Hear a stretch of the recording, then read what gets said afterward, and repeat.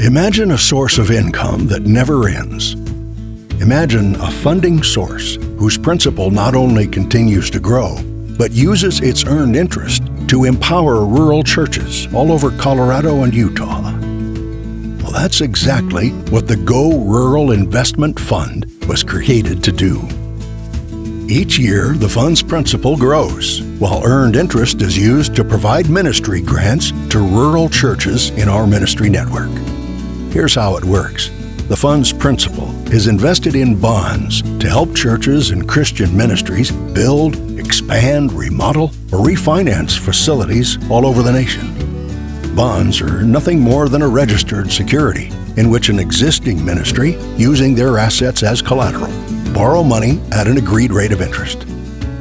The expanding ministry is the borrower, and the Go Rural Investment Fund is the lender.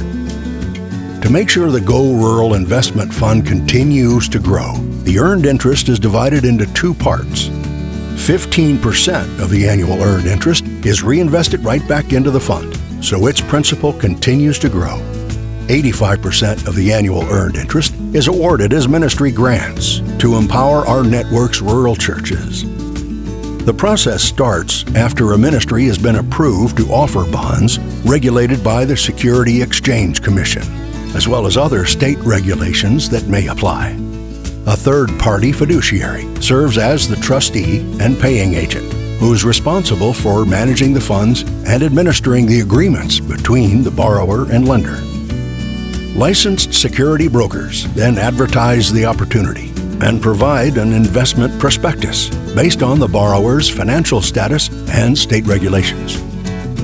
These investment opportunities are then considered by the network presbytery based on the borrower's collateral, finances, location, leadership, debt service, growth trajectory, and potential to provide diversity to the fund's portfolio. If approved, bonds are purchased and start earning interest. The interest is then used to empower rural churches with grants to finance outreach events, community projects, beautification projects, ministry technology, sabbaticals, training, and the planting of microchurches in communities without a gospel or spirit-filled presence. Let's illustrate this process with a hypothetical example. If the Go Rural Investment Fund purchased $100,000 of bonds with a 15-year maturity, paying 5% interest, that ministry promises to pay interest totaling $5,000 a year for 15 years until the bond matures. Once the bond matures, the borrowing ministry repays the initial $100,000. In the meantime, the $5,000 of annual interest is split in two ways. 15%, or $750, is put right back into the fund's principal to purchase more bonds in the future. And 85%, or $4,250, is used to provide ministry-enhancing grants to rural churches. It's that simple. As the fund grows over the decades, it provides the network with the option of reallocating funds towards the planting of more rural churches or empowering existing works. The opportunities are limitless.